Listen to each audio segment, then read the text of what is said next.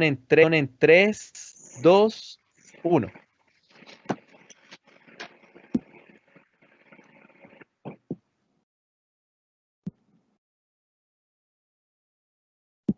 Buenos días. Creo que ya hemos iniciado la transmisión. Pues bienvenidos todos al panel internacional de retos y estrategias de la educación superior ante la contingencia del COVID-19. Muy buenos días para los participantes latinoamericanos y americanos en general y muy buenas tardes para los participantes europeos. Esto pues es un panel con invitados internacionales y se trata de que hablemos un poco sobre la necesidad de la universidad y la importancia de la universidad en estos tiempos y cómo la universidad debería afrontar y ha afrontado y debe seguir afrontando estos contextos nuevos que nos presenta el mundo.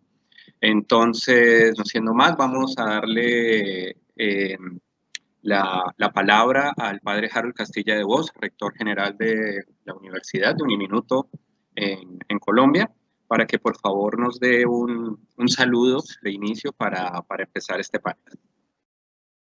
Muy buenos días a todos y buenas tardes a los que se conectan desde otras latitudes.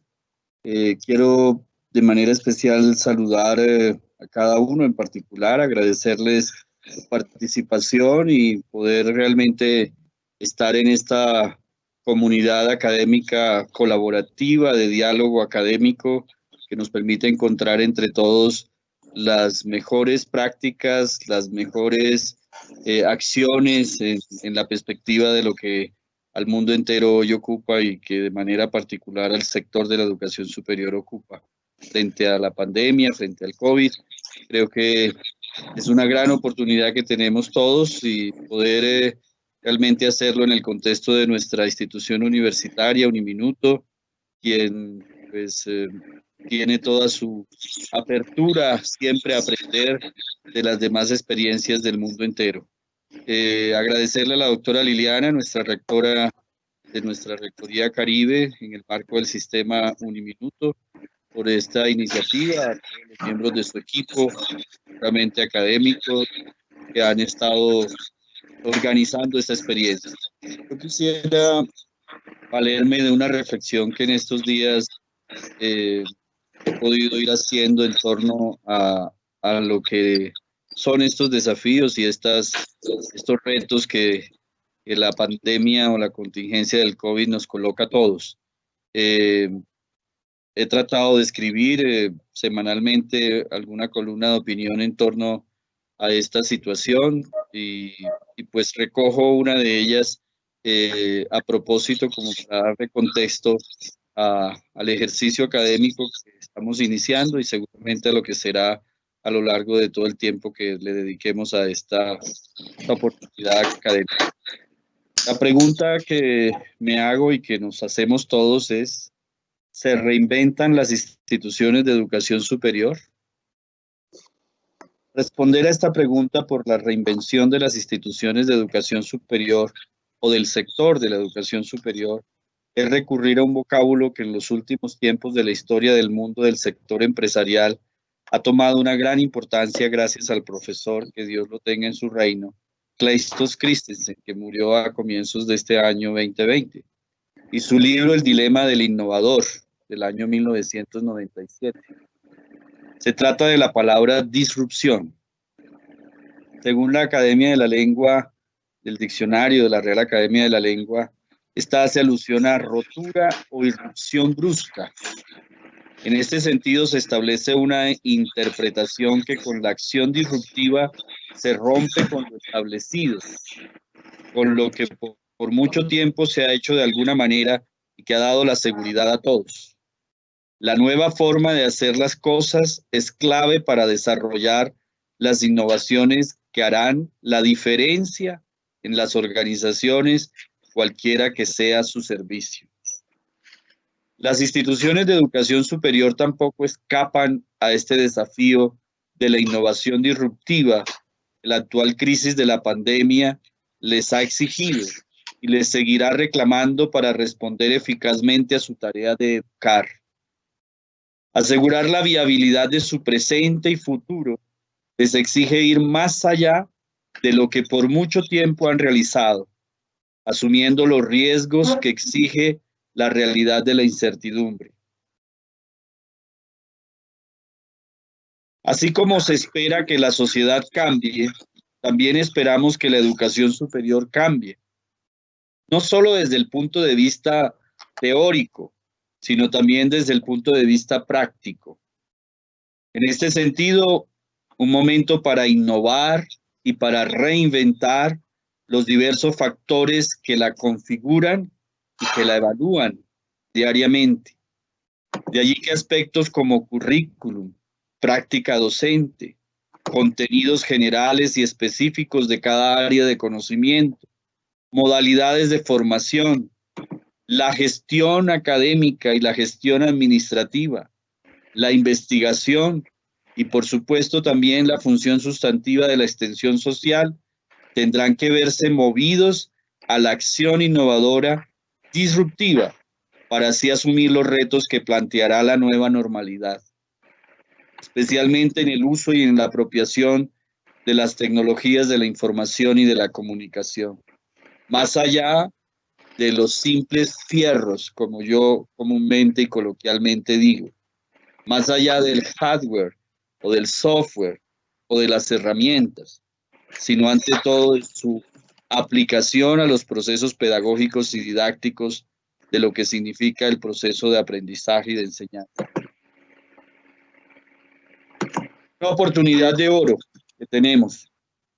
La efectividad de la innovación disruptiva en cada institución universitaria se deberá hacer a través de 3 principios que permitan el desarrollo y la sensibilización en entornos de cambio y de incertidumbre.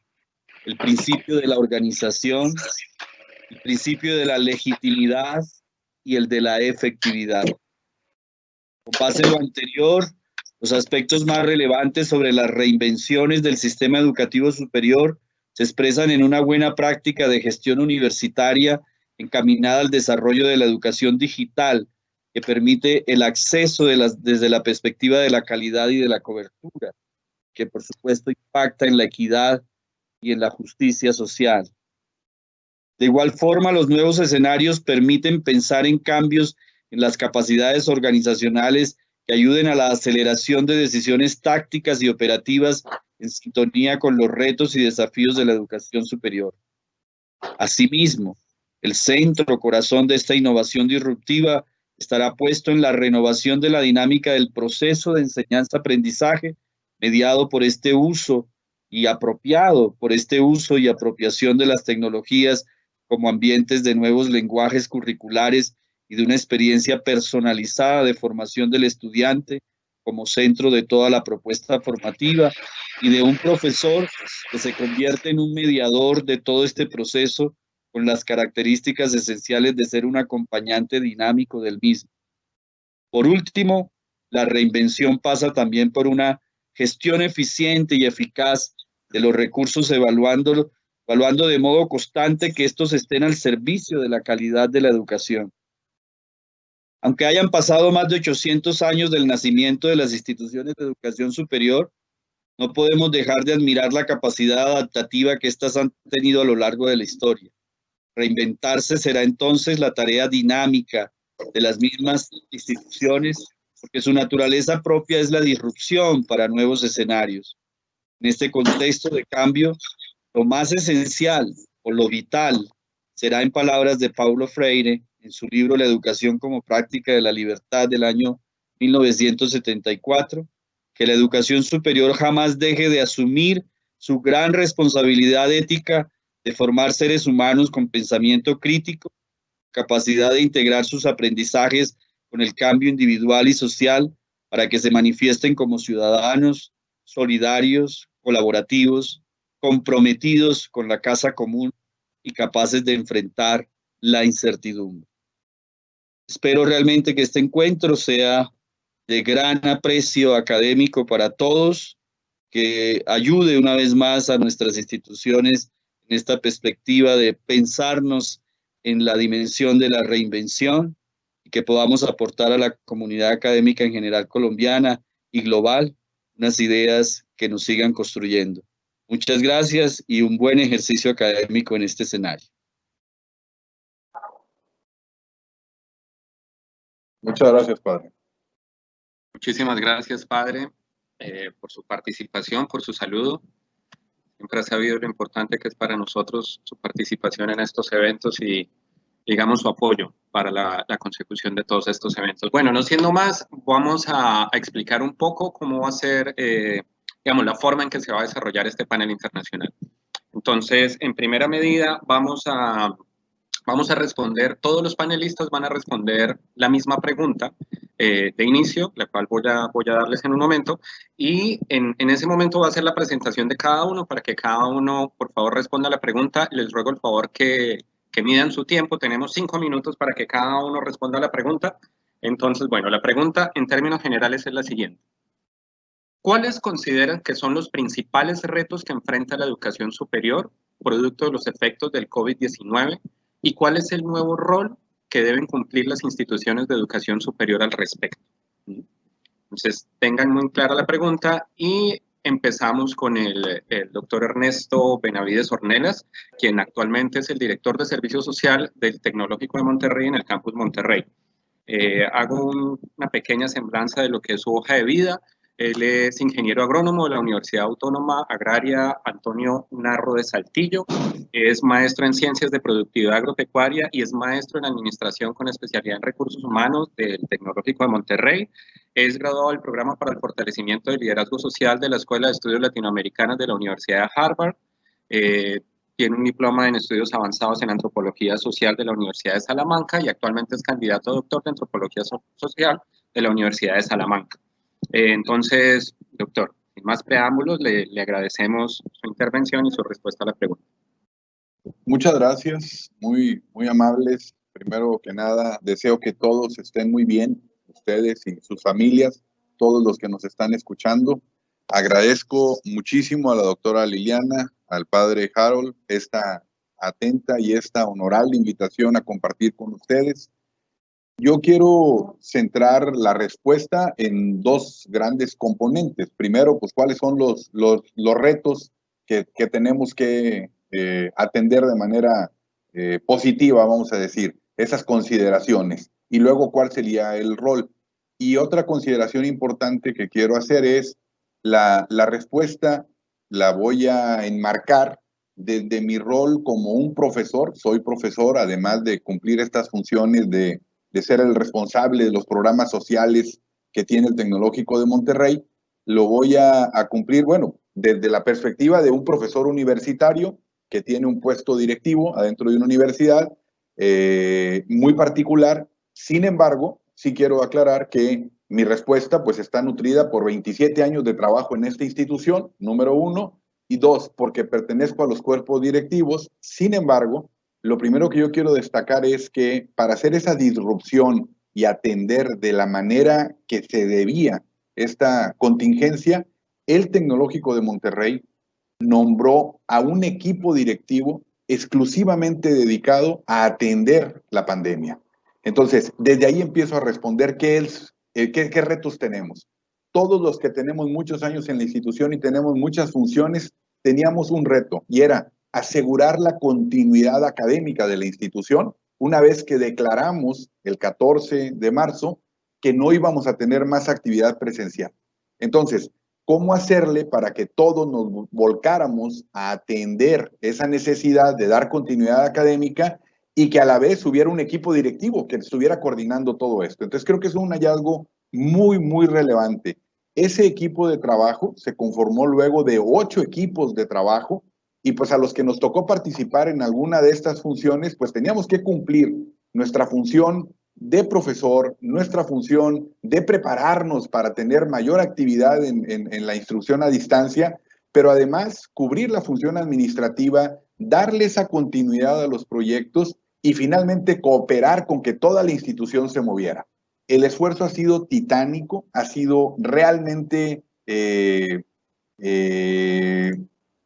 pues de grandes dimensiones, lo mencionaría así.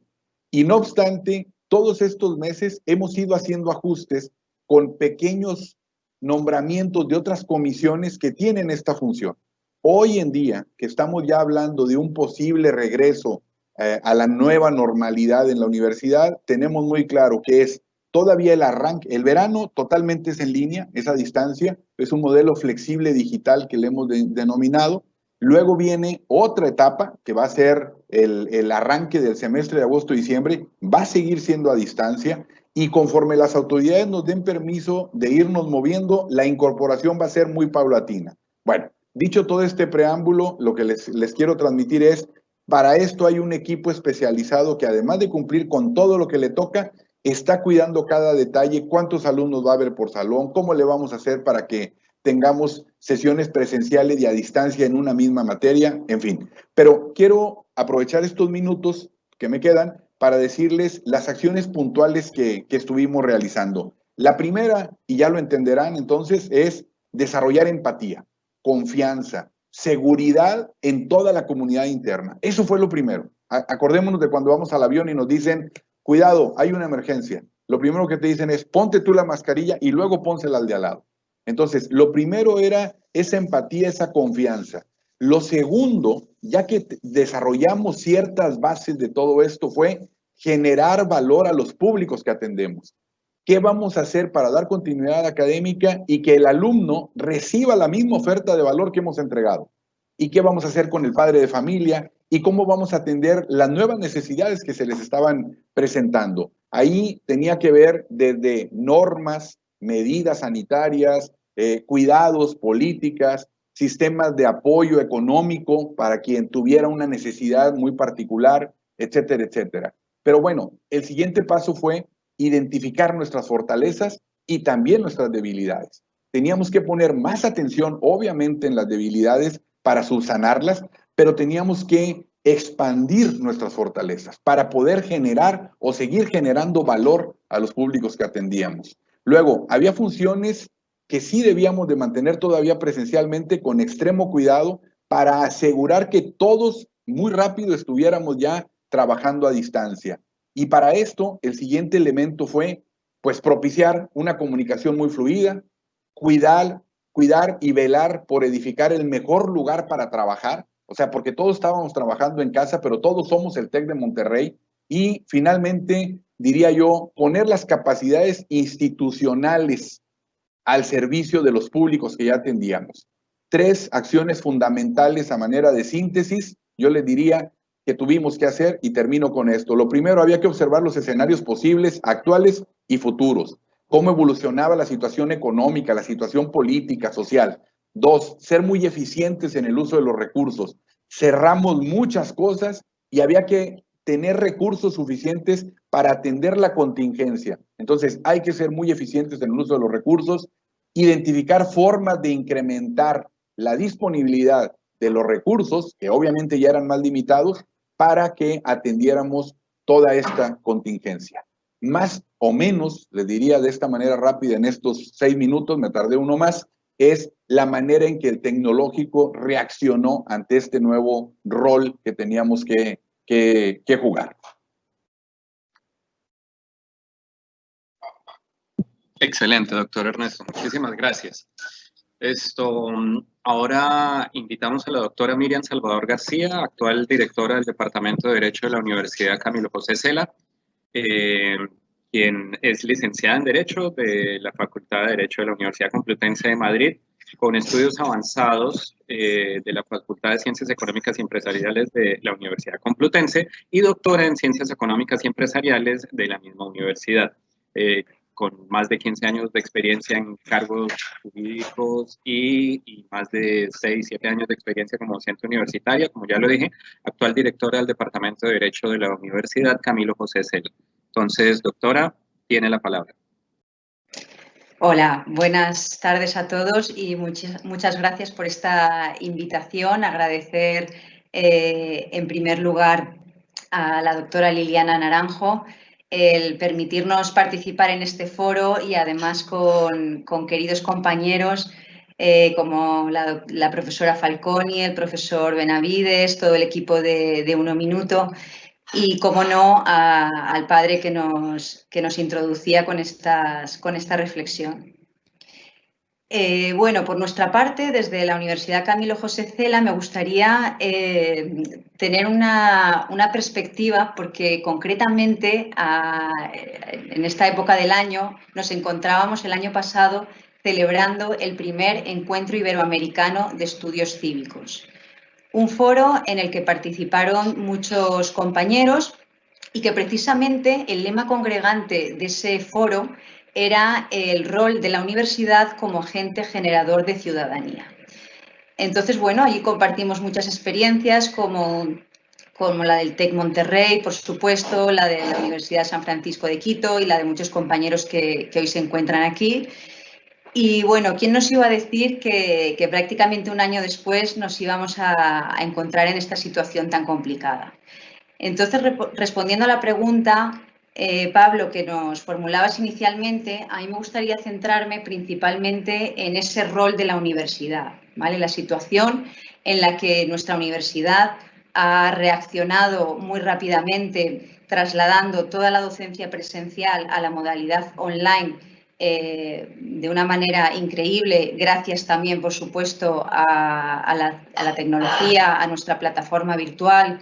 Y también, y esto sí que me gustaría como lectura positiva de toda esta situación, al compromiso tanto de profesores como de alumnos. Es cierto que contábamos con las indicaciones, como comentaba el profesor Benavides, del equipo rectoral, que seguíamos en todo momento, pero me gustaría destacar el esfuerzo tanto de los profesores como de los alumnos.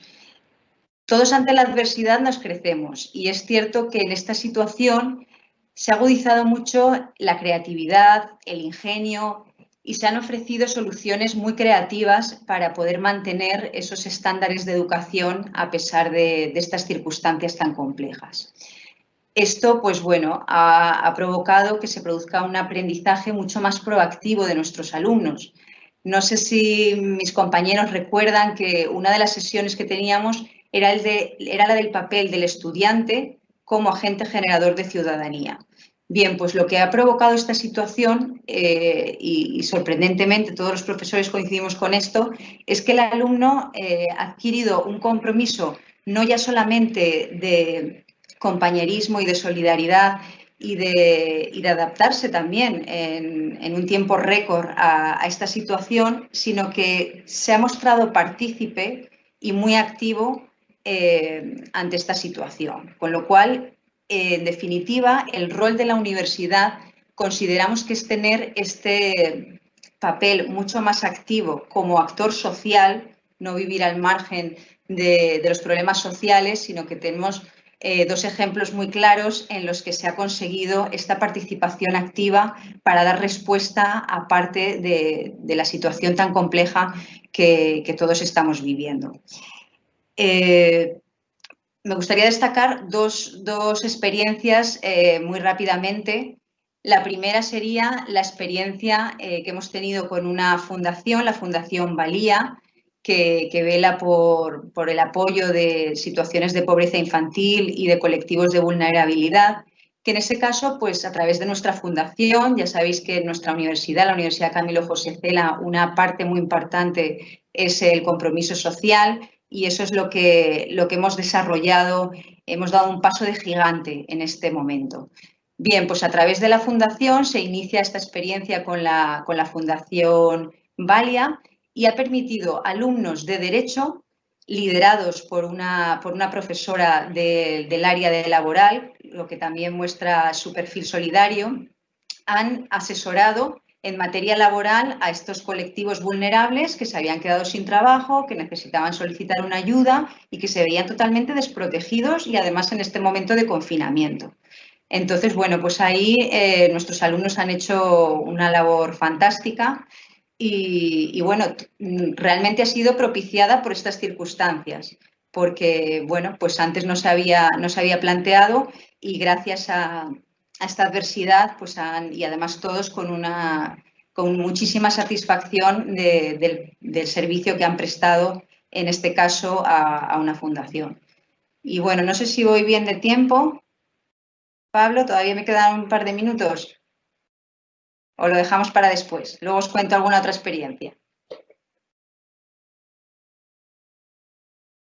Ay, disculpa, estaba con eso. Si te quedan 2 minutos más, puedes terminar la idea tranquilamente. Vale. Bueno, pues otra experiencia que también me gustaría compartir con todos ustedes es que la Comunidad de Madrid organiza con toda esta situación un hackathon en el que se presentaban numerosas iniciativas en las que participan también diferentes universidades de Latinoamérica, europeas, de diferentes puntos, en los que se intentaba dar respuesta o proponer soluciones creativas para hacer frente y dar respuesta a los desafíos planteados con el COVID. Bien, pues un grupo de alumnos, también junto con un grupo de profesores, fueron los seleccionados en primer lugar entre 15 proyectos a través de un proyecto denominado Help Packet, que es una plataforma en la que se ponían en contacto particulares y empresas que ofrecían recursos sanitarios y de protección, ponía en contacto a personas que necesitaban estos recursos, como residencias de ancianos y demás. Entonces, bueno, pues es algo que también surgió gracias a esta iniciativa de la Comunidad de Madrid, y bueno, para nosotros es todo un orgullo el haber sido seleccionados y sobre todo, más que ser seleccionados en esto, el prestar ese servicio ante esa falta de abastecimiento con la que nos hemos encontrado prácticamente en todos los países, y en nuestra comunidad autónoma, pues ya sabéis que ha sido bastante importante. Muchísimas gracias. Bueno, vamos a continuar con la doctora Gabriela Falconi, ¿no? Ella es profesora de la Universidad de San Francisco de Quito, Ecuador, desde hace más de 18 años. Tiene un pregrado en lenguas extranjeras aplicadas a los intercambios internacionales de la Universidad Católica de Ecuador, una maestría en comunicación periodística empresarial de la Complutense de Madrid y tiene un doctorado en comunicación de la Universidad de las Comunicaciones de Chile. Es profesora titular, como ya dije, de la Universidad de San Francisco de Quito, una experiencia en investigación como publicadora también, digamos, tiene un sinnúmero de publicaciones en libros, revistas, es artista plástica, quien ya ha hecho exposiciones de arte plástico en diferentes lugares. Entonces, nada, doctora Gabriela, es todo suyo este panel. Bueno, muchísimas gracias y me siento muy honrada con esta maravillosa invitación de volver a compartir con mis queridos amigos, a quienes conocí el año pasado en este encuentro iberoamericano de eventos de estudios cívicos. Para mí fue un momento muy importante y hubo un antes y un después en muchas de las perspectivas que yo veía del mundo y de muchos de mis compañeros y de los académicos alrededor de Iberoamérica. Muchísimas gracias, Liliana, por la invitación y voy al grano. La universidad en la que yo trabajo es una universidad, fue la primera universidad privada que hubo en el Ecuador. Tiene 30 años. Es importante decir eso. Además, es una universidad concentrada totalmente en las artes liberales y eso hace que seamos una universidad distinta.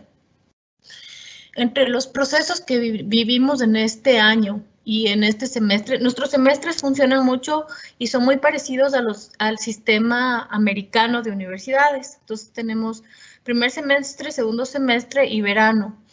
En la mitad casi llegando a la mitad del segundo semestre empezó todo el tema del coronavirus y adelantándose a eso comenzamos a tener una serie de capacitaciones para ver cómo entrábamos en el mundo de Zoom, y nos capacitábamos todos antes de que haya un cierre en las actividades en el Ecuador.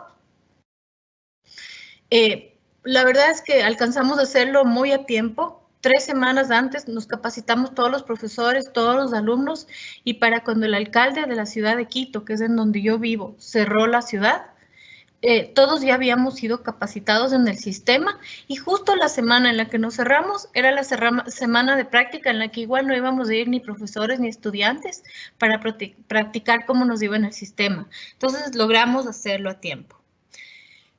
Una vez que ya empezamos eso fue igual, fue creo que un encuentro y un desencuentro muy grande entre nosotros como profesores y también entre los alumnos y cómo hacer que haya magia.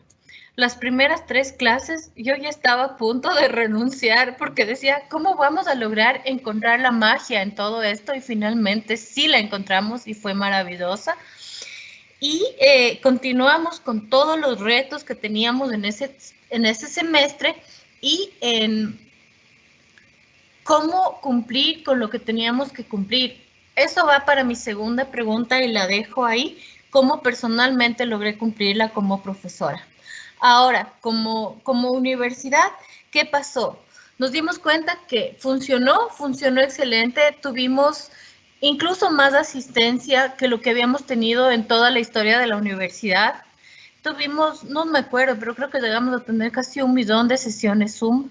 Todos los profesores de tiempo completo y tiempo y medio tiempo teníamos gratis el Zoom Premium y eso nos ayudó mucho para que no se nos corten nuestras sesiones en la mitad del tiempo. Y ya cuando estábamos a punto de terminar esta parte, que era una parte complicada de saber qué pasaba en el mundo y al mismo tiempo lograr que este mundo funcione, este micromundo de las clases, la universidad comenzó a prepararnos en lo que se llama Blended Flexible Learning, que sería como aprendizaje flexible y mezclado, o creo que esa sería la traducción literal. Y contamos con un equipo especializado de profesores que se preparó en eso. Se creó un grupo de mentores o champions en toda la universidad que se preparó en eso para aprender todos los tipos de aprendizaje que se podían tener en línea y de presentaciones y de hacer videos y de encuestas y de lo que sea, para que mientras dábamos la clase de ese semestre, de tener listo un curso para los profesores y que la semana de distancia entre que se acababa ese semestre y empezábamos verano, que fue el siguiente semestre, tengamos la capacidad de prepararnos como estudiantes y como profesores para dar clases más auténticas y más distintas. Porque estábamos empezando a pensar que las clases, por ser de Zoom, eran zombies y nos estábamos empezando a hacer un poco zombies, todos los alumnos y los profesores. Entonces el Blended nos ayudó muchísimo en eso. Hubo una capacitación para todos los profesores en esta semana de 40 horas, más talleres pasando un día en diferentes temas. Nos basamos mucho en lo que hacen nuestros socios estratégicos y nuestros mentores y a la gente que admiramos, entre esos Virginia Tech, Stanford, Emerson College. Nos fijamos mucho también en lo que ya mencionaron del TEC, porque para nosotros también es importante ver universidades que sean más parecidas también en el tema de cultura organizacional como el nuestro, y el TEC también nos sirvió mucho para fijarnos en el Blend y agarramos cursos también del TEC. Al final lo que hemos logrado es que este verano, que va a durar 9 semanas y estamos en la 4ª antes de finalizar el año y pasar a tener unas vacaciones súper cortitas antes de iniciar el siguiente semestre, los profesores hayan entendido la idea de tener clases sincrónicas, no presenciales, sincrónicas, asincrónicas, porque tenemos una cantidad de estudiantes de intercambio que están en cualquier momento, en cualquier parte del mundo, y los horarios y usos horarios son distintos. Actividades colaborativas para que no solo sea este profesor en Zoom explicando un PowerPoint de lo más aburrido y matando estudiantes del aburrimiento. No podemos darnos el lujo de perder un solo estudiante. Tenemos una cantidad de foros, de proyectos, resolución de temas en casa, y para la siguiente fase incluso vamos a cambiar por un sistema más seguro y probablemente nos cambiamos de Zoom a Webex, que es de la siguiente fase. La idea es que sí vamos a abrir, pero vamos a abrir exactamente como explicaron que van a hacer en el TEC. Vamos a abrir unas clases, otras no. Estamos siguiendo todos los sistemas de regulación, contamos con un equipo especializado para organizar cómo podemos hacer para volver a la universidad, quiénes pueden volver a la universidad, en qué fase se pueden volver y cómo seguimos dando al mismo tiempo este tipo de clases sincrónicas, asincrónicas e inclusive presenciales. Entonces tenemos todo un mix de posibilidades que estamos barajando y creo que antes de terminar esta parte, que lo que más me gustaría decir fue la primera reunión que tuvimos con nuestro rector, en una reunión gigante de Zoom que hizo por cada facultad con los profesores, y él dijo, esto no es un banco, esto es una universidad. A un banco, tal vez, en un banco puedes poner a una cajera tal vez que reemplaces a dos, pero ustedes son mi patrimonio. Cada uno de ustedes son mi patrimonio. Y por más de que consiga un profesor distinto luego o uno reemplace a 3, nunca esa clase va a ser la misma porque cada uno de ustedes es el patrimonio de cada una de esas clases y no hay manera de reemplazarles. Entonces, creo que eso sobre todo rescata el espíritu de lo que hizo la universidad para sostenernos a nosotros como profesores. Y dijo, por ahora me la juego con ustedes, pero ustedes se juegan por cada uno de los alumnos porque estamos en un momento de crisis también económica en la que no podemos perder a ninguno de nuestros estudiantes. Yo me juego por no perder a ningún profesor, pero ustedes se juegan por no perder a ningún estudiante. Y así que en eso estamos.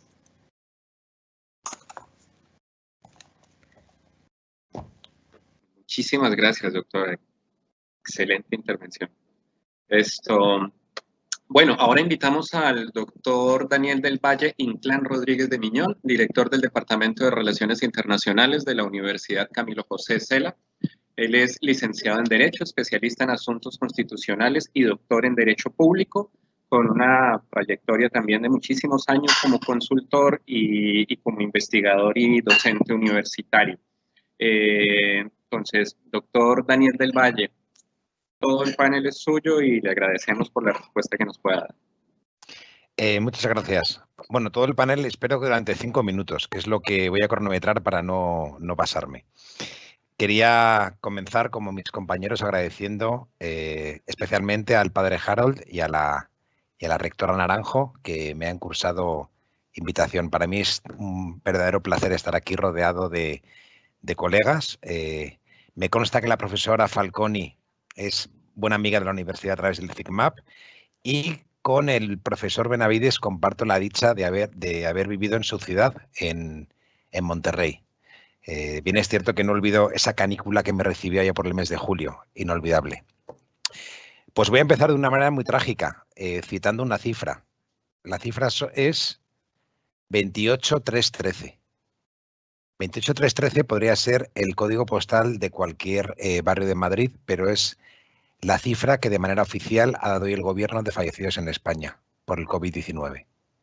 28.313 personas, que por supuesto difiere de la cifra que da el Instituto Nacional de Estadística, que sitúa el número de fallecidos en torno a los 40.000. 40.000 personas nos han dejado.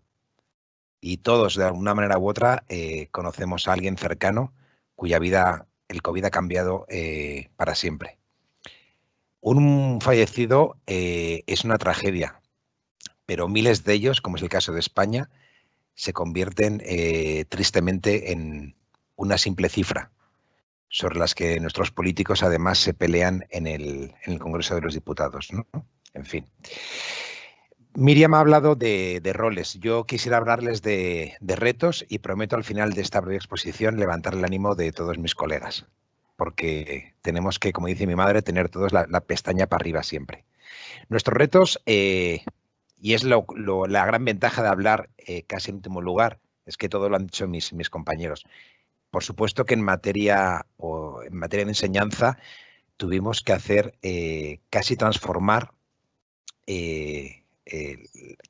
bueno, fue casi un milagro transformar los panes y los peces, porque en cuestión de una semana, desde que se cierra en la universidad, transformamos toda la formación que se impartía de manera presencial en online. Ojo, online, o como ha dicho la doctora Falconi, más bien síncrona, tanto en enseñanzas de grado como de posgrado. Interesantísima toda la labor que había que hacer, y coincido de nuevo con la profesora Falconi, con nuestro, iba a decir cliente, no, con nuestro activo fundamental, el alumno. tratar de hacer entender a ese alumno la necesidad de que a las 9 de la mañana estuviera listo y presto para recibir una clase y que no la escuchara desde la cama, como muchas veces ha ocurrido, porque yo también, y lo cuento con mucho orgullo, soy docente y Miriam, de hecho, es mi jefa. Y ahí estuvimos iniciando e implementando una transición digital donde los invitados que uno había previsto traer al aula entraban vía Blackboard, donde las prácticas dejaban de hacerse en torno a grupos de alumnos para pasar a crear salas de trabajo dentro de una plataforma virtual, donde no nos podíamos tocar, donde ni siquiera podía yo a lo mejor chistar o regañar a los alumnos, porque muchas veces me enfrentaba a una cámara que estaba apagada, ¿no? Y hacer magia, como han dicho antes, porque realmente hicimos magia. También me tocó en la universidad ser defensor universitario, es decir, receptor de todas las quejas que formulaban los alumnos. Y tuvimos incluso, y eso que ya estamos casi a punto de terminar, que aplicar un sistema de control para los exámenes. Y con mucha pedagogía hacer entender al alumno que si cuando el examen es presencial uno está presente para vigilar, ahora de forma virtual también teníamos que contar con un mecanismo para hacerlo. Y usamos para eso el sistema Proctoring y concretamente el Respondus, que ha sido también toda una odisea. Ahora nos queda el reto de la organización, pura logística. Si Dios quiere, y yo que soy desde que viví en México muy devoto de la Virgen de Guadalupe, si Dios quiere y los españoles somos cautos y respetuosos con las normas que se nos dan, volveremos a las aulas, pero no podemos volver todos. Hay que hacer encaje de bolillos, como decimos por aquí, para garantizar las distancias entre los alumnos y tratar de aplicar un sistema de aprendizaje que sea híbrido. A lo mejor el lunes tiene que ir la mitad de la clase, mientras la otra mitad está fuera del aula realizando otra actividad. Pero hablamos de los alumnos que tienen recursos y, por supuesto, acceso a todos los medios tecnológicos. Lo fundamental son aquellos que son los olvidados, los que tienen recursos, los que tienen que compartir una computadora con su hermana. Porque siendo una universidad privada también tenemos alumnos de ese estrato y con esas limitaciones. Y luego también, por supuesto, los alumnos que desde otros países nos siguen con otros y diferentes usos horarios para los cuales tenemos que articular fórmulas inclusivas. Hay que decir, ya me adelanto, bueno, eso se lo comentaré luego, pero que nos hemos visto obligados a cancelar la movilidad para garantizar la salud de nuestros alumnos. Docentes, formarles en el manejo de herramientas, entenderles, comprender que se veían obligados, y lo siguen estando, a conciliar familia y trabajo. Era divertidísimo ver a compañeros dando una clase y cómo los niños entraban en el despacho o se subían encima de ellos. Yo no tengo hijos, pero tengo al perro que no se separa de mí y no es terrible el vínculo que hemos conseguido.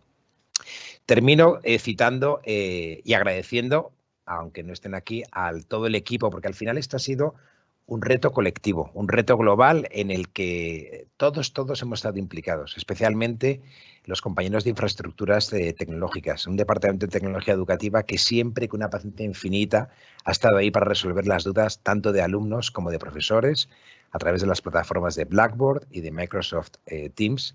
Hay nuestros datos que ya habrán en poder de Microsoft, por cierto, y nadie se acuerda. Y por último, si tuviese que destacar un reto ya de cara al futuro, la flexibilidad. La flexibilidad, la empatía, que antes un colega también lo ha citado. Y sobre todo, tener la mente muy abierta ante un nuevo escenario que a lo mejor ha reducido su peso en lo presencial para apostar por lo virtual, pero entendiéndose siempre que lo virtual debe ser un complemento y jamás un sustituto, porque las personas todavía, aunque nos lo prohíban, seguimos necesitando un abrazo o una palmada en el hombro, ¿no? Termino y reivindicando desde el convencimiento más absoluto, como ha citado Miriam, el papel que tenemos en la universidad como actor social. Y vaya desde aquí ahora mi crítica a nuestros queridos políticos. Yo, que lo sepa el doctor Benavides, estuve cuando el gobernador de Nuevo León tomó posesión. Fui invitado a una fiesta y lo pasé muy bien con él. Bueno, decía Groucho Marx que estamos en un... Bueno, la política actualmente se ha convertido en el arte de buscar problemas, de encontrarlos, de hacer un mal diagnóstico y, por último, aplicar después los remedios equivocados. Creo que desde la universidad somos corresponsables de los errores que se cometan y de ahí subrayar la necesidad de que en esa labor que tenemos casi mesiánica de educar a nuestros alumnos, demos siempre lo mejor de nosotros. Muchas gracias. Muchas gracias a usted. Bueno, muchas gracias. Cerramos esta primera parte del panel internacional con la doctora Liliana Naranjo, quien actualmente se desempeña como rectora regional Caribe de la Corporación Universitaria Minuto de Dios. Ella es ingeniera industrial de la Universidad del Norte, con una maestría en ingeniería industrial también de la Universidad del Norte, y es doctora en educación de la Nova Southeastern University. Tiene más de 15 años de experiencia docente, además de una cantidad de cargos administrativos y demás. Entonces, nada, doctora Liliana, este panel es suyo durante los próximos 5 minutos. Muchísimas gracias, Pablo, por liderar y por acompañarnos en este panel. Y también quiero saludar muy especialmente y mandarles un abrazo a mis compañeros panelistas. También recuerdo, como decía Gaby, esa reunión de hace un año en Madrid, en la que los que estamos aquí reunidos estuvimos y podemos compartir momentos maravillosos en la Universidad Camilo José Cela, que nos invitó, y en general en el marco de un motivo, y era cómo mirar esas competencias ciudadanas desde instituciones de educación superior que tienen un énfasis en proyección social. Entonces, realmente fue maravilloso poder compartir con todos ustedes y obviamente mucho más poder vernos hoy acá, y agradezco esta invitación, que hayan aceptado esta invitación. También quiero saludar a todos los participantes de este panel que nos están escuchando. Hay muchas personas que trabajan en Uniminuto, profesores, administrativos, estudiantes y personas que nos acompañan de otros países. Me contaban que estamos alrededor de 155 personas que se habían inscrito y que seguramente están ahora acompañándonos como participantes. Ante la pregunta que haces, y me agrada cómo hemos podido verlo desde diferentes puntos de vista, un poco desde el punto de vista como rectora de una institución, dentro de los grandes desafíos que encontramos es cómo se espera que sea el comportamiento de la matrícula. En una encuesta que hizo Ascun a los rectores en Colombia, encontramos que el 95% de los rectores espera que haya una disminución importante de estudiantes, tanto nuevos como antiguos.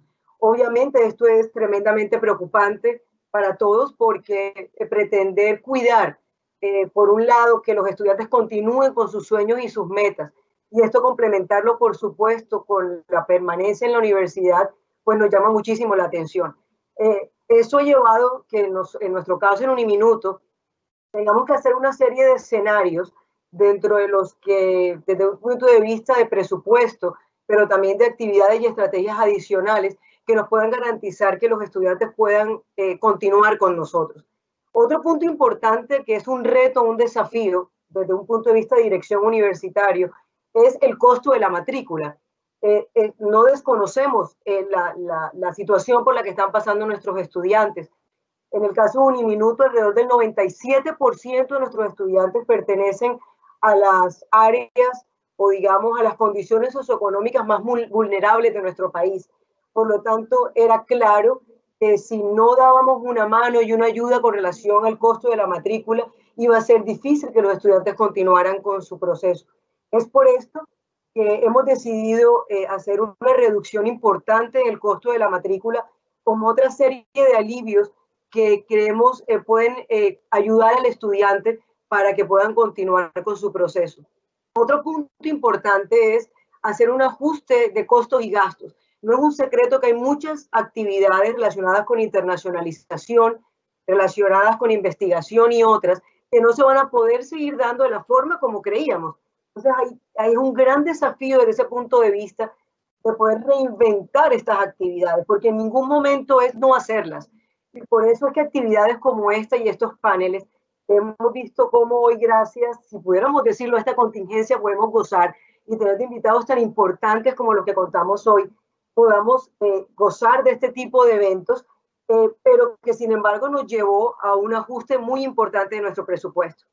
Temas muy apremiantes como la retención de estudiantes. Es por eso que desde el punto de vista de bienestar universitario y con el acompañamiento de profesores, que sé que muchos de ellos nos pueden estar acompañando en este panel, en donde gracias a esa actividad que realizan de frente a frente, de cara con el estudiante, de tener mucha más paciencia, y aquí con lo que Gaby ha contado, con lo que Daniel ha contado, Miriam y Ernesto, nos damos cuenta cómo los profesores nos sensibilizamos mucho más ante las necesidades del estudiante. Otro punto muy importante, obviamente, es entender que no es solamente un aspecto académico, sino también hay un tema de salud del estudiante y de salud mental. Hay muchos cambios que se enfrentan, hay mucha incertidumbre, y este acompañamiento que podemos hacer desde ese punto de vista nos convierte en un gran desafío para que el estudiante pueda continuar con su proceso. Hay otros aspectos importantes, y aquí Pablo, que es nuestro director de investigación, lo sabe. Hay muchos proyectos de investigación que están orientados a temas de campo y a investigaciones de campo, que tuvieron que hoy reinventarse para poder continuar con estos procesos. Igual nos pasa con nuestra práctica en responsabilidad social, que corresponde a un eje transversal de todos los programas de Uniminuto, en donde hay profesores que con una gran creatividad, y eso lo tengo que decir también en nuestra universidad, lograron poder continuar con todos estos labores. Y para terminar, hay un aspecto tecnológico muy importante que puede volverse escaso. Podemos creer que hoy en día todos los estudiantes tienen acceso a un computador y que tienen acceso a Internet. Y nos hemos dado cuenta que eso no es así, que son muchas las fallas que pueden presentarse en el Internet de nuestro país y en la ciudad en la que estamos, así como no todos los estudiantes cuentan con un computador. Esto también ha llevado a tomar estrategias importantes dentro de la universidad para poder propender por solucionar estos problemas y obviamente hacer unos ajustes en tecnología importantes con unos incrementos en nuestro presupuesto con relación a este tema. Nos preguntamos hasta cuándo, y sabemos que es una incertidumbre. Es por eso que yo diría que el gran desafío y ese rol que tenemos hoy en día las universidades, atendiendo la pregunta de Pablo, es cómo nos reinventamos cada día, cómo podemos continuar con nuestras funciones sustantivas, pero algo muy importante, sin descuidar que estamos garantizando la formación de líderes que van a ser estos agentes del cambio. No es solamente ser una organización en donde creamos y fomentamos el conocimiento, sino es verdaderamente ir a la persona, ir a ese ser humano para que pueda formarse en diferentes competencias que permitan que el día de mañana sea el agente de cambio y que además pueda volverse en ese transformador ante situaciones como esta que estamos viviendo hoy.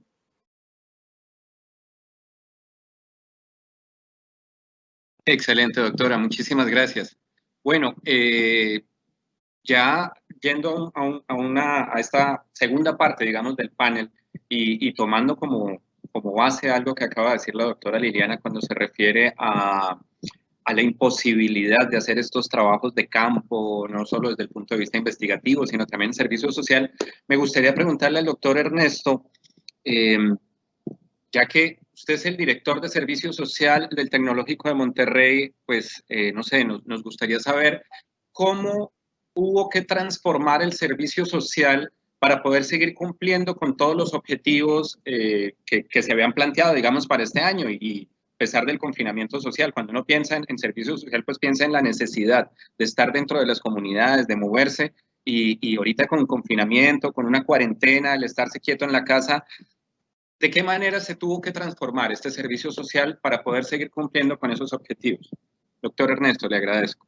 Muchas gracias, Pablo, y gracias a todos mis colegas que ya participaron. Qué rico en términos del del deleite de escuchar cómo reaccionamos las universidades ante esta situación.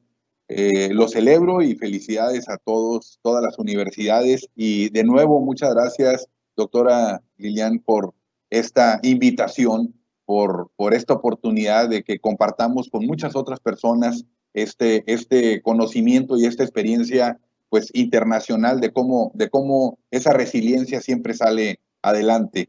Y bueno, colega, pues no me enteré que veniste aquí a Monterrey, pero cuando vuelvan a venir cualquiera, por favor, son bienvenidos. Nomás avísenos antes y será un placer atenderlos acá en México.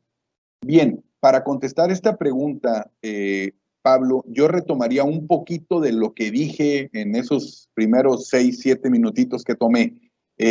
Yo les terminé diciendo, si algo teníamos que hacer nosotros, eran tareas fundamentales, observar esos escenarios, las posibilidades que existían y ver un poco más lejos. Nosotros cuando decidimos como institución que nos retirábamos de lo presencial, dijimos, en un mes nos vemos. Y vean en qué vamos. Vamos en 3 meses y todavía no sabemos qué va a pasar. Entonces, creo que lo primero para responder a esta pregunta es, tuvimos que observar muchas cosas. Vimos el contexto, empezamos a imaginar posibles formas de solucionar esa transición del servicio social y cómo iba a evolucionar la situación. Luego, había que ser muy eficiente con los recursos. Nosotros en la oficina directamente somos 12 personas encargadas para un contingente de casi 7,000 alumnos que por semestre están haciendo servicio social.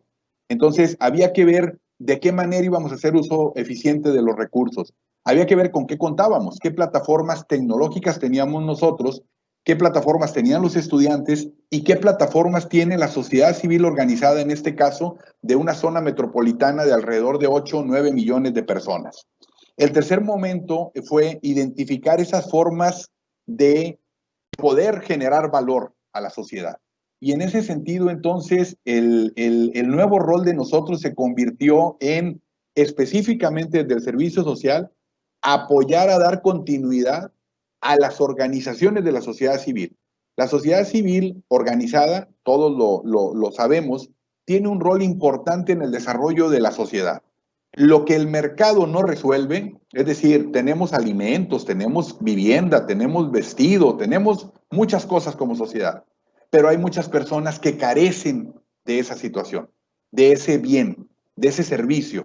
El mercado no lo resuelve, el mercado incluso los separa y los margina. Y por el otro lado tenemos al Estado. El Estado, su función es un Estado de benefactor, un Estado de cumplir una función social para que todos tengamos las mismas oportunidades y los mismos accesos a la vivienda, al alimento o a lo que sea. Bueno, ¿qué hace la sociedad civil? Se pone en medio. Y la sociedad civil dice, ah, caray, el mercado no resolvió esto, excluyó a unos cuantos y el Estado está excluyendo a otros tantos, ahí entro yo. Y eso es lo rico y lo fabuloso, lo que nos hizo vibrar una semana, pues no sé si fue una semana, pero para mí duró muchos días, ese encuentro que tuvimos en Madrid, pues hace casi ya un año, ¿no? Estamos a punto de que se cumpla ese año. Bien, entonces, había que dar continuidad a esa sociedad civil, ¿sí? Y lo que hicimos fue contribuir a la transformación digital de la sociedad civil organizada. Y entonces, lo que habíamos hecho como organización en una semana que identificamos, pues dijimos, hay que hacer lo mismo para el servicio social. ¿Quiénes son? ¿Dónde están? ¿Cuántos son? ¿Qué podríamos hacer? Y nos pusimos una meta. Y dijimos, con que 300 alumnos nos ayuden de los 3,500 que estaban en activo inscritos en ese momento en servicio social, con eso vamos a hacer algo. Y les comparto nuestra alegría que a la primera semana pues ya estaban casi 500, a los 2 días después eran 900 y antes de los 10 días ya teníamos 3,097 alumnos haciendo servicio social. Y el primer servicio fue escuchar al socio formador, escuchar a la sociedad civil organizada, le llamamos socios formadores porque nuestros alumnos hacen trabajo social con ellos.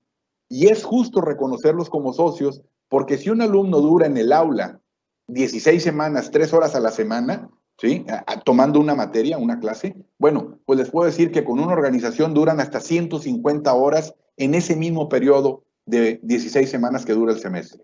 Por eso son nuestros socios. Entonces lo primero fue escucharlos y ver qué era lo que tenían. Y ya que entendimos qué se podía hacer, diseñamos un instrumento y dijimos, ok, hay que hacer entregables muy específicos con ciertas características, que sea algo concreto, que sea algo solidario, es decir, que resuelva un problema real, ya diagnosticado, que tenga un componente de formación moral, ética, social, es decir, les pongo un ejemplo real. Una organización que dijo, de todos los beneficiarios que yo atiendo son personas con parálisis cerebral, hay muchos que sí tienen recursos económicos, pero otros no. Y si no les seguimos dando continuidad a que entreguen las medicinas que requiere esa persona, esa familia, que alguien más se las provee, nosotros vamos a identificarlos en una base de datos. ¿Pero qué es una base de datos? No sabían. No, era un Excel. Eso no es una base de datos. Una base de datos tiene que ser inteligente. Tenía que dar mucha información. Bueno, tuvimos que buscar a esos estudiantes de las carreras de ingeniería y tecnologías computacionales para que entendieran que era una base de datos y se pusieron a hacerlo. Fueron 238 proyectos los que logramos hacer de esa manera. Pero veíamos el rostro de la persona, del padre de familia, que se iba a quedar sin recibir ese apoyo porque no podían salir de casa. La realidad es que la pandemia nos metió a la casa a nosotros, a todos. Pero el problema de la persona vulnerable, ese no se detuvo, ese no entró en cuarentena. Sí, es muy potente esto. Todos a las casas. ¿Y el que no tiene casa? ¿Qué iba a hacer? No hicimos mucho, pero les doy algunos datos. Fueron 3,097 alumnos, 110 organizaciones de la sociedad civil, fueron 358,000 horas dedicadas en 13 semanas. Y creo que es la primera vez que lo platico y por eso me emocioné. Porque cuando uno veía lo que decían los socios formadores que estaban logrando hacer, porque ahora ya se habían transformado poquito, no mucho, pero digitalmente, y sabían dónde estaba Pedro y dónde estaba Juan y qué tenían que hacer para poder acercarle. Y después dijeron, oigan, alguien más me puede ayudar a difundir esta base de datos. Y todos más empezaron a intervenir. Y entonces ahora había nuevos donantes. Si se fijan, los recursos económicos bajaron inmediatamente con la pandemia. Los recursos se acababan. Sin embargo, a estas organizaciones, a través de este trabajo, les llegaron más. Nos pusimos una meta de repente a la segunda semana y dijimos, aprovechemos la digitalización que estamos logrando para que las organizaciones reciban más recursos. Puede ser dinero, podía ser más voluntarios, podía ser mejores soluciones tecnológicas para lo que hacían, podía ser que se enlazaran con otras organizaciones. Y realmente fue fabuloso. Entonces, estamos muy contentos. Eso fue lo que hicimos. De ese modelo, les puedo decir que lo que hicimos fue diseñar todo un programa que estamos arrancando la próxima semana, el 29 de junio, arrancaremos de servicio social a distancia durante todo el verano. La oferta que pudimos hacer, 2,150 plazas, se nos llenó en 3 días. No tenemos ahorita forma de llenar con más alumnos que quieren hacer más tareas, ¿sí? Estamos viendo la manera de poder ofertar más plazas, pero si no completamos este verano, lo que sí sucedió aquí, y no solo es una universidad, somos muchas, hemos compartido con todos ustedes, yo compartí ese videíto hace un par de semanas, hace una semana, el informe que hicimos, todos los documentos tienen ese logo de que es un documento de derechos abiertos.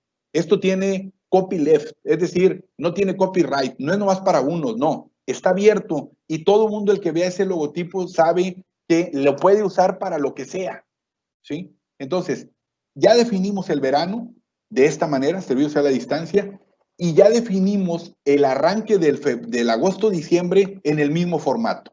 Descubrimos que hay cosas que vamos a seguir haciendo a distancia. ¿Por qué? Porque la realidad es que la pandemia no logró debilitar el sentido humano de nuestros estudiantes y de nuestros socios formadores.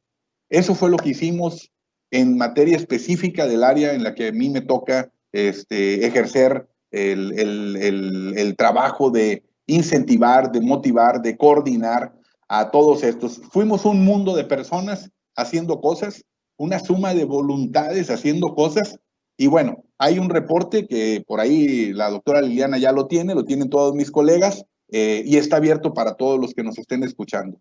Muchas gracias por su atención. Doctor Ernesto, sin palabras, ¿no?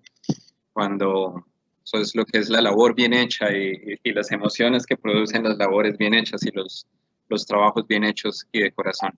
Pero bueno, para seguir, digamos, por este tema más o menos, no sin antes invitar a las personas que nos están observando a que coloquen sus preguntas en la caja dispuesta para eso, digamos, en nuestro espacio virtual, nuestra caja virtual de preguntas. Pero me gustaría preguntarle a la doctora Miriam Salvador también, si, claro, ella desde su campo, ¿no? Desde lo jurídico y lo social también, y su experiencia jurídica y social, si nos puede contar también alguna experiencia relacionada con ese compromiso social que tiene la universidad en la que trabaja, pues, en estos tiempos. Vamos encaminados a lo mismo. ¿Cómo se ha seguido ese compromiso social? ¿Cómo se compromete uno más en unos tiempos de pandemia como este? Entonces, doctora Miriam, le agradezco su respuesta. Muy bien, ¿se me escucha? Perfectamente. Sí, perfecto. Vale. Si me quedo congelado, puedo quitar la cámara, que creo que no tengo buena cobertura. Me quedé congelada, ¿verdad? No estás congelada, todavía no ha salido. A ver, ahora. Ahora sí, ya. Y el audio está perfecto, Miriam. Sí, el audio bueno, está perfecto. Pues eso es lo importante. Gracias. No, además, si te congelas, de todos modos queda tu foto y te vemos, no vemos una cosa negra, entonces es fabuloso poderte ver, aunque sea en la foto congelada, Miriam. Cierto, es bueno, mejor. Gracias. Bueno, la verdad es que yo también me he quedado sin palabras con lo que nos ha contado Ernesto. Yo creo que, bueno, pues el TEC de Monterrey ya lo era cuando nos reunimos hace un año, es un referente para nosotros y para muchas universidades en esto del compromiso social y bueno, sinceramente, pues las circunstancias nunca se sabe cómo se presentan, ¿no? Pero para nosotros el encuentro que tuvimos el año pasado pues nos sirvió para tomar contacto con varias de las universidades que hoy participan aquí y poder aprender de esta trayectoria que ya pues lleváis mucho tiempo de compromiso social. Nosotros somos una universidad pequeña, joven, que tenemos mucho que aprender, pero que también pues, decimos con mucho orgullo que es muy importante y está en el ADN de la Universidad Camilo José Cela el compromiso social.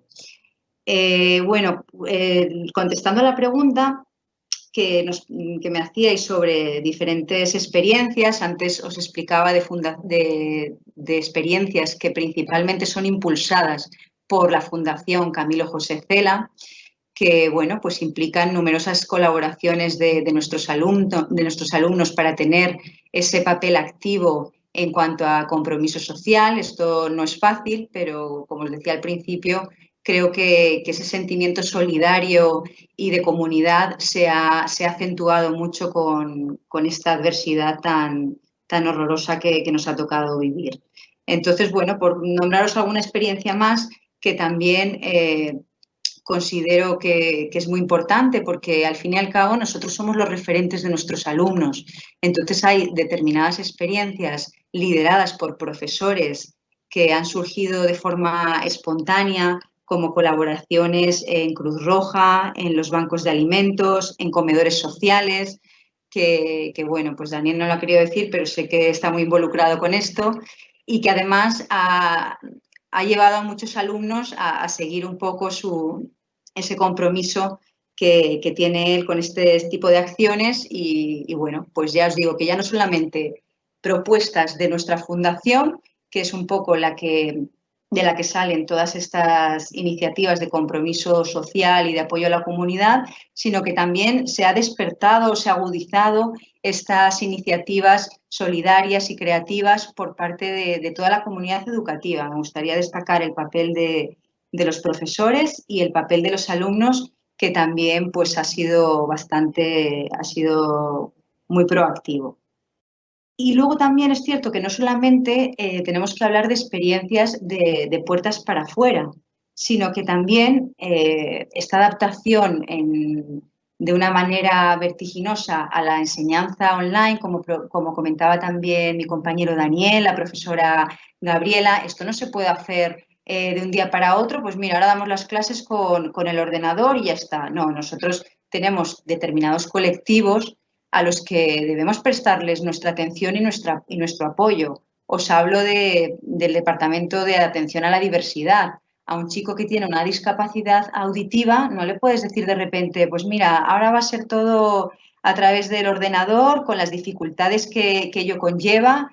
Entonces, bueno, pues también quería destacar la labor que se ha hecho en cuanto a compromiso social dentro de la institución por parte del Departamento de Orientación, el esfuerzo también del claustro para adaptarse, porque no es lo mismo estar en clase con este contacto del que hablamos, el lenguaje no verbal, pues lo que es compartir, ¿no? No es lo mismo sustituirlo por un monitor desde el que se habla, pero ahí también creo que otra de las lecturas positivas es cómo los profesores se han adaptado creando estas fórmulas de prácticas, de trabajos colaborativos, de debates síncronos, de invitaciones de ponentes que han conseguido también, y así lo han percibido nuestros alumnos, hacer mucho más amena esta tarea. También comentaba mi compañera, la profesora Liliana Naranjo, la dificultad en cuanto a hacer frente a la matrícula. Esto pues es algo también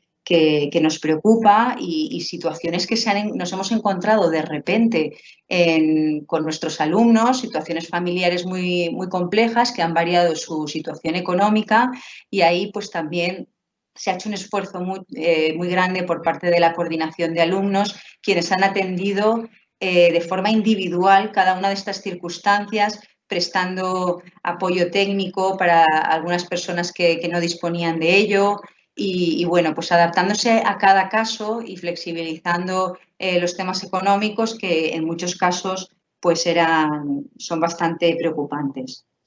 Entonces, bueno, yo por no extenderme mucho más me gustaría dar las gracias al padre Harold de Jesús, a la profesora Liliana Naranjo, a todos los compañeros con los que he compartido este rato tan agradable, a todos los asistentes que se interesan por estas cuestiones que realmente son desafíos y retos que tenemos que afrontar desde la universidad.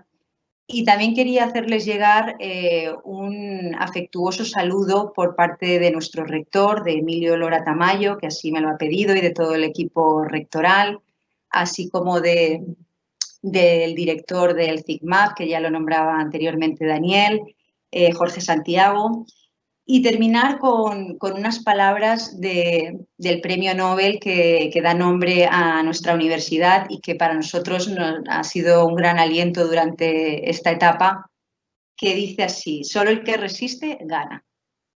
Gracias. Muchísimas gracias a ustedes, doctora. Bueno, continuando con esto, voy a seguir con una pregunta para la doctora Gabriela Falcón. Digamos que es una pregunta que tenía preparada, más una pregunta que hicieron en el chat de nuestro panel. La pregunta original es, como docente, y ya que nos hablaste en la primera intervención sobre estas capacitaciones en el Blended Learning y en esto de enfrentarse al uso de dispositivos de diferentes tipos y todo, ¿cuál es el reto más importante como docente para poder cumplir con los objetivos de una clase normal durante el COVID?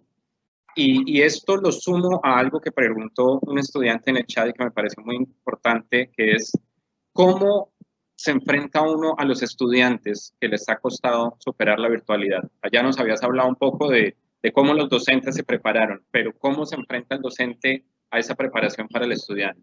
Entonces, doctora Gabriela. Ahí estoy con audio, ¿no es cierto? Muchísimas gracias por la pregunta. Las preguntas voy a tratar de dividirles en justamente dos partes. La primera fue que el día que empezamos la primera sesión hubo reglas súper claras.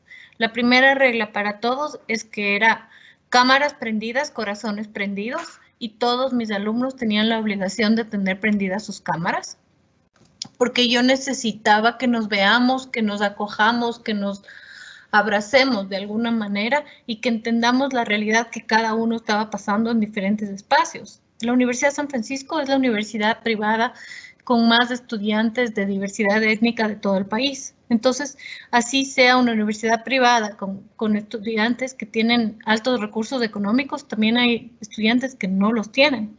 Y la idea era saber que todos estábamos pasando por circunstancias distintas.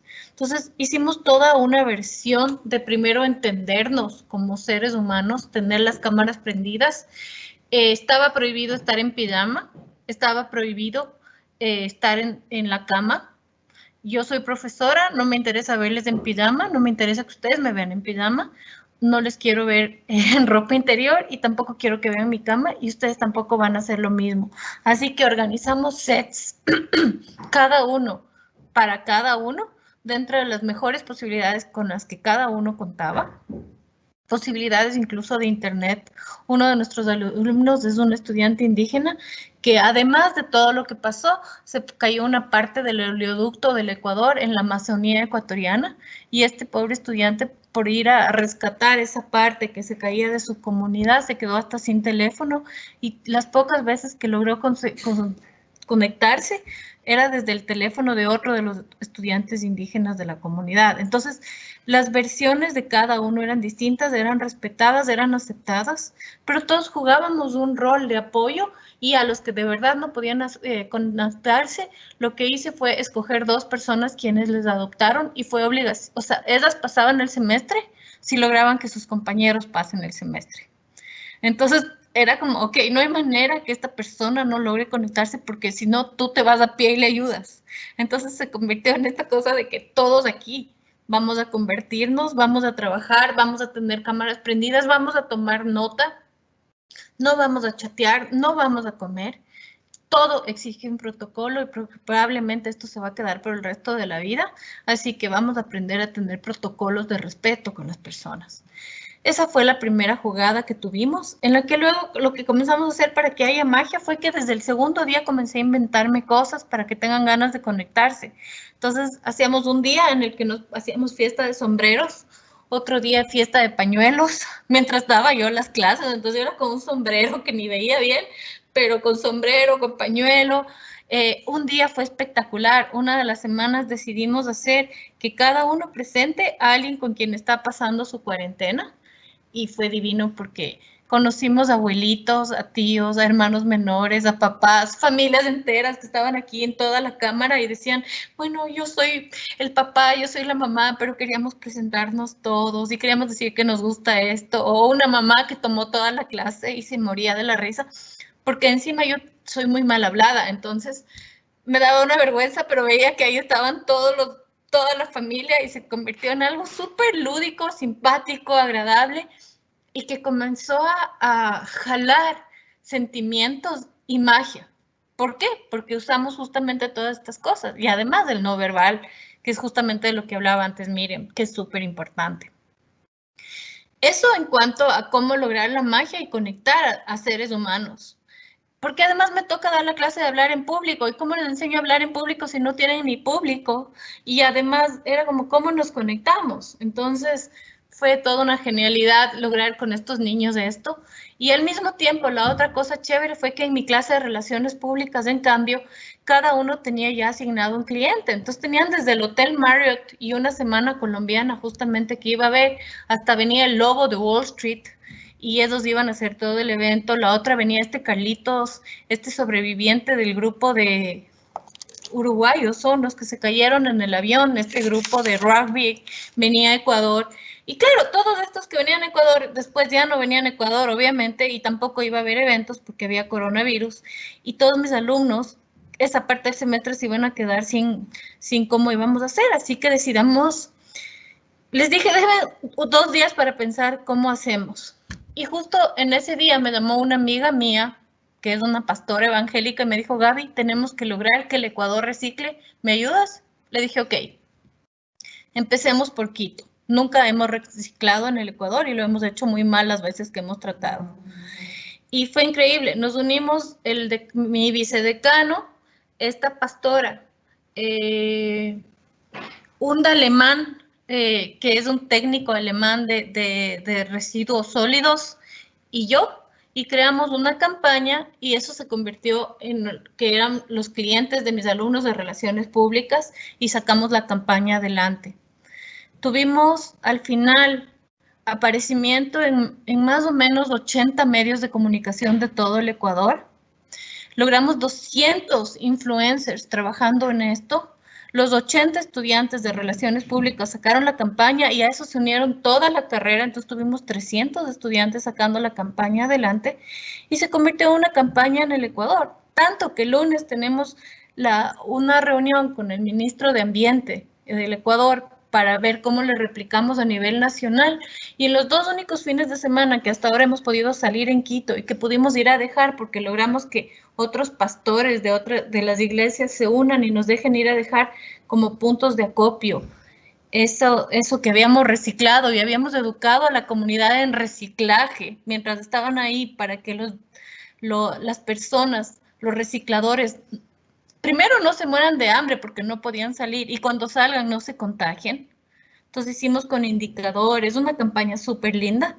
Cuando por fin pudieron salir, era lo más conmovedor y ahí te entiendo tanto cuando se te iban las lágrimas. La primera vez que salí y fui a dejar al punto de recolección que a mí me tocaba, mi reciclaje, que por primera vez en la vida había hecho, ver que había una persona que esperaba mi reciclaje y que lo habíamos logrado, pero al mismo tiempo que eso salvaba vidas a corto plazo por temas económicos, porque son los más vulnerables de los vulnerables, pero a largo plazo, porque el Ecuador iba a aprender a reciclar. Fue increíble. Y en esos 2 fines de semana, aunque no me lo crean, y no sé, para ciudades grandes es mucho, pero nuestra ciudad no es muy grande comparada a las de algunos de ustedes, logramos entre ciudadanos recolectar 4 toneladas de material reciclable para entregar en ese rato a los recicladores que no habían podido salir a minar los residuos y mucho menos sostenerse económicamente en ese tiempo.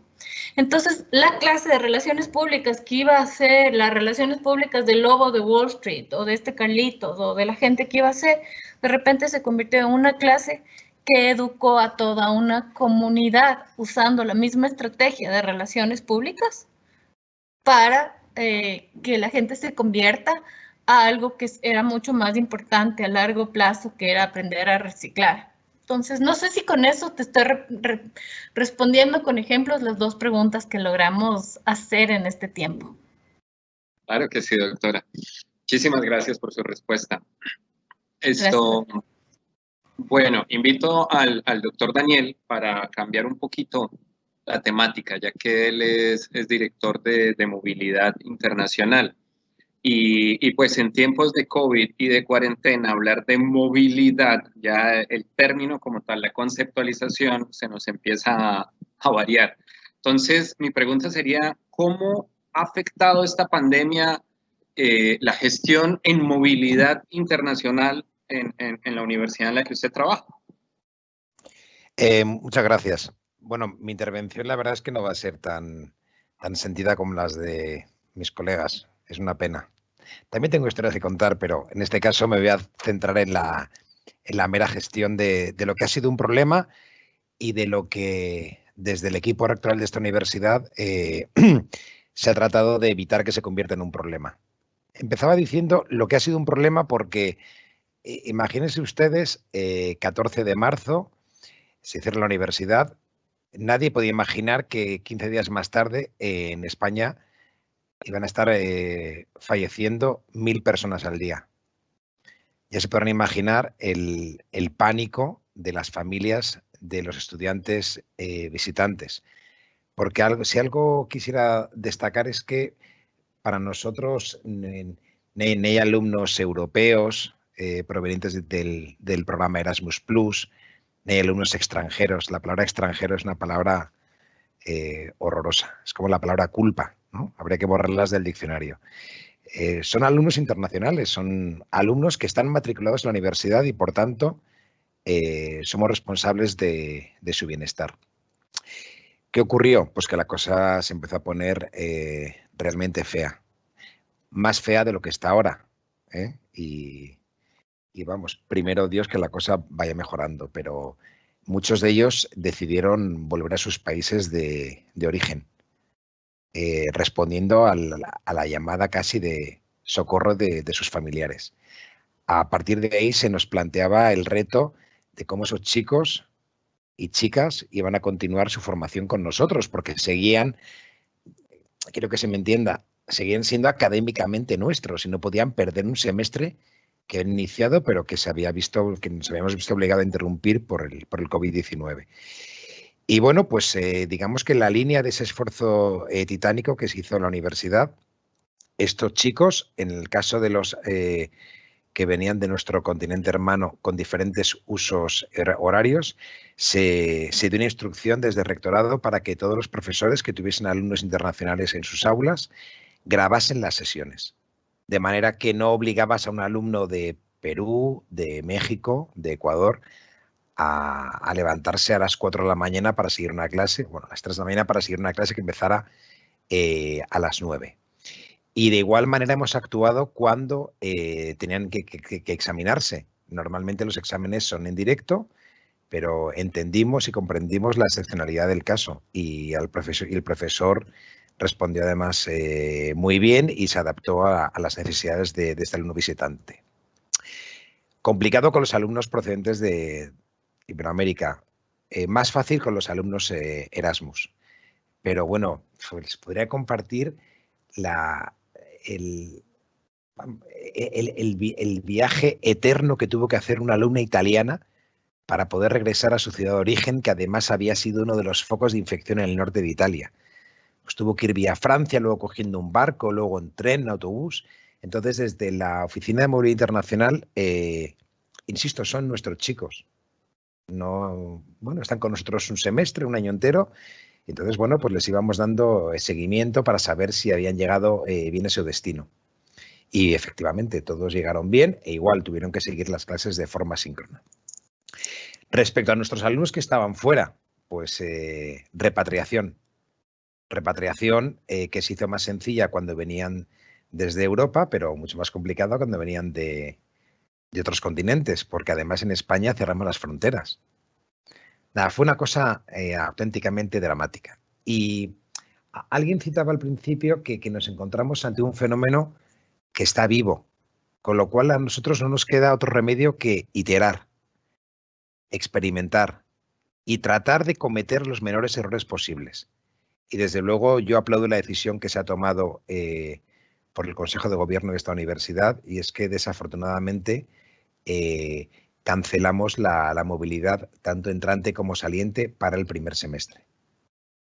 Pero por una cuestión y es impresionante cómo los alumnos lo han comprendido, porque además no se trataba de generar un relato lacrimógeno, no, se trata de preservar la salud de nuestros alumnos. Y aquí en España están hablando de un rebrote en el mes de octubre, pero si el rebrote ocurre en agosto y se ocurre en noviembre, entonces tenemos que mirar por y para nuestros alumnos. Y bueno, estamos convencidos de que para el segundo semestre, es decir, el que da comienzo a partir del mes de enero y finaliza en el mes de junio, pues las cosas estarán mucho más tranquilas y podremos abrir las puertas de nuevo a nuestros alumnos con las medidas que sean oportunas, pero todo el mundo será bienvenido. Porque además hay una cosa que yo desde luego defiendo hasta la muerte, y es que una experiencia internacional, una experiencia de movilidad, es algo más que estudiar. Es impregnarse de de una cultura, de unas costumbres, compartiendo la misma lengua, a mí en Monterrey no me entendían, era fantástico. Yo no alcanzaba a entender cómo, compartiendo todos la misma lengua, pues los alumnos me miraban ojipláticos, ¿no?, ante determinados giros idiomáticos, y hablamos todos la misma lengua, el español, ¿no? Y para mí, yo se lo digo a los alumnos, y además es que yo fui Erasmus. Entonces, cuando yo en el siglo pasado, porque sí ya ha transcurrido mucho tiempo, estudié en Holanda, para mí mi vida cambió. Y lo que pretendo es que el alumno que venga de cualquier lugar del mundo a nuestra universidad, además de llevarse la mejor formación académica posible, se lleve una experiencia de vida. Y además que vuelva siendo crítico, pero no crítico destructivo, crítico constructivo. Y la crítica viene de criterio.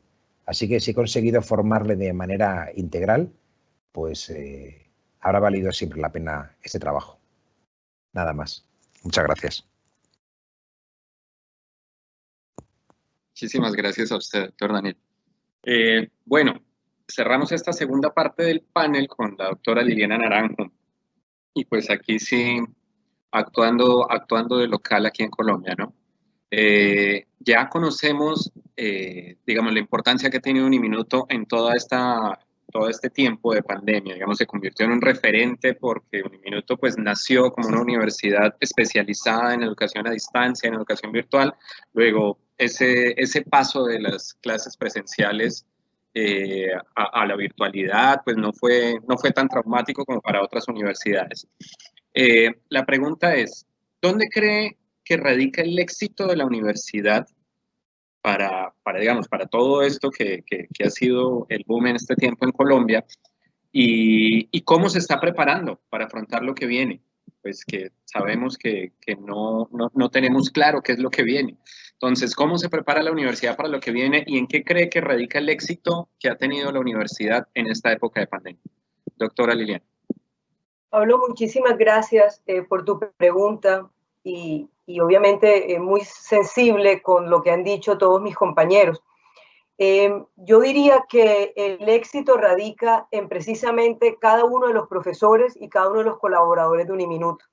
En ese liderazgo de nuestro rector general, en propender siempre porque Uniminuto reaccione de una manera inmediata y que sea un generador de cambio.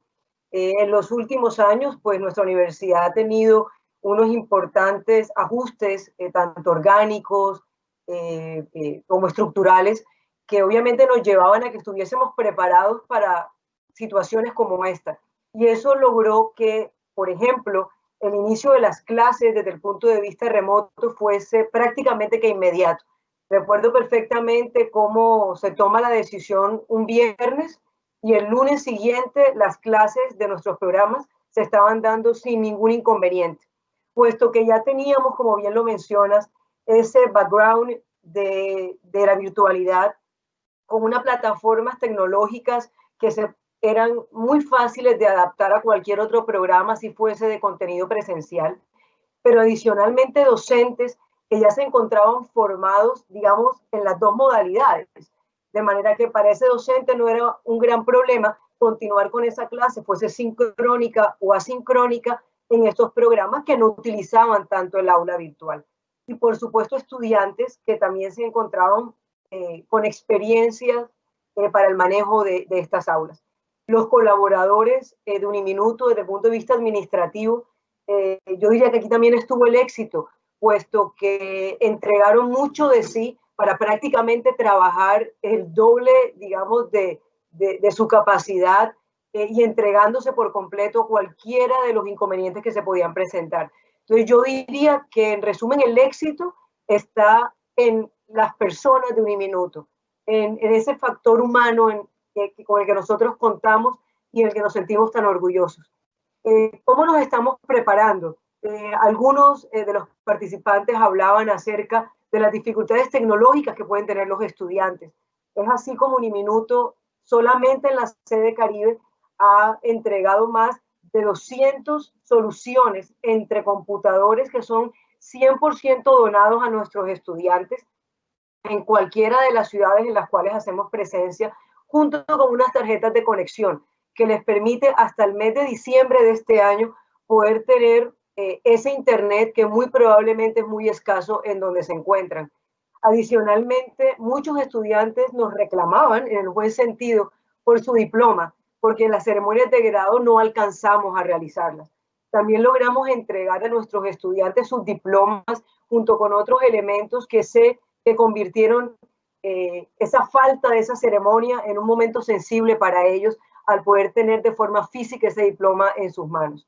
Por otro lado, entregamos mercados porque hablábamos hace un rato de las condiciones difíciles de nuestros estudiantes, entonces colaboramos con ayudas a aquellos que se encontraban en una situación difícil, por supuesto participando con aliados de otras, digámoslo, entidades de nuestra organización Minuto de Dios, así como otras alcaldías que nos colaboraron en esto.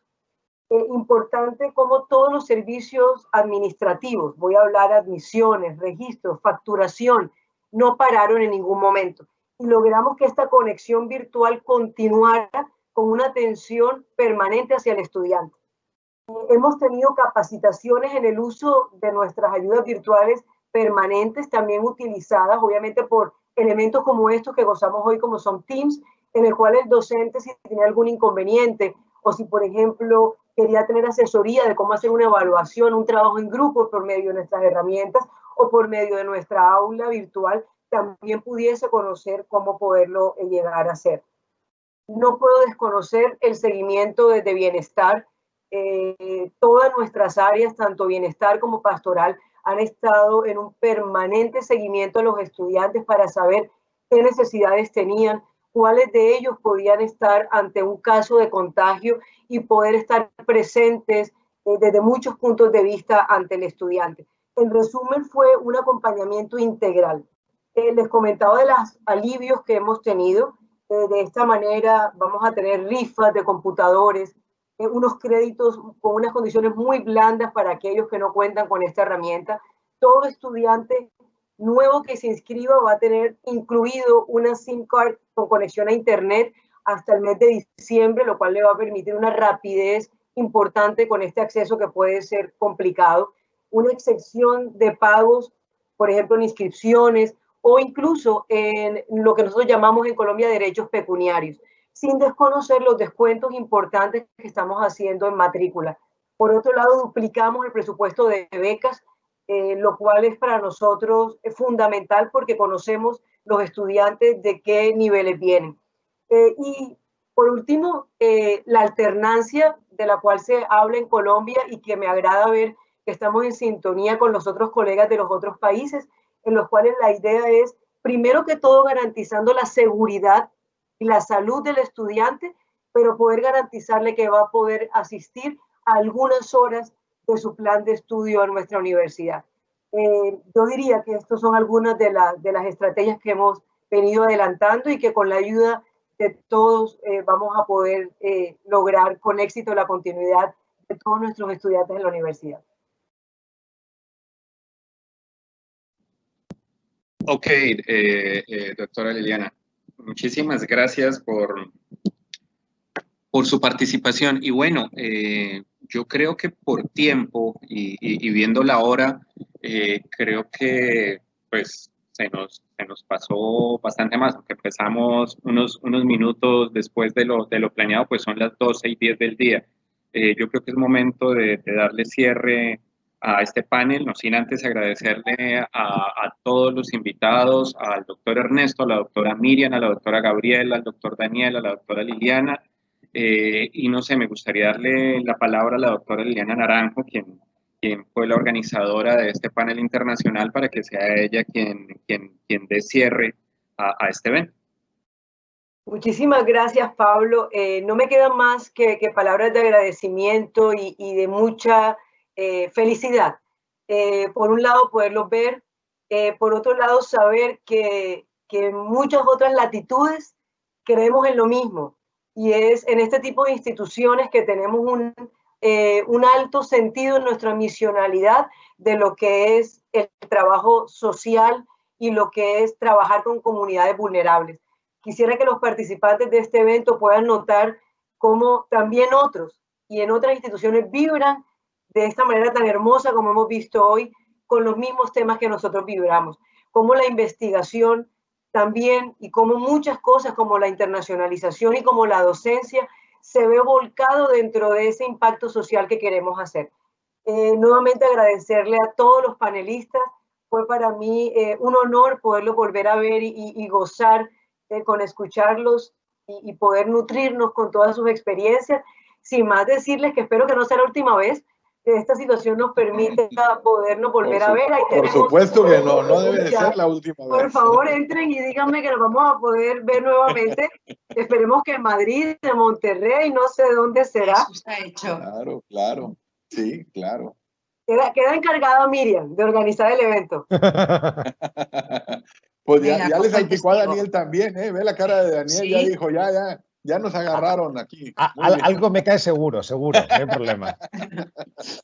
Por favor, que así sea y sigamos trabajando por esta maravillosa labor que es la educación y en beneficio de estos sectores tan vulnerables que nos mueven a todos el corazón. Un saludo en nombre de nuestro rector general nuevamente y muchas gracias por tu participación. Muchas gracias. Muchas gracias. Gracias a vosotros. Un placer escucharlo. Fuerte abrazo. Felicidades y un abrazo. Muchas Saludos gracias. a todos los participantes también, a todos los de Uniminuto que sé que han estado con nosotros acá.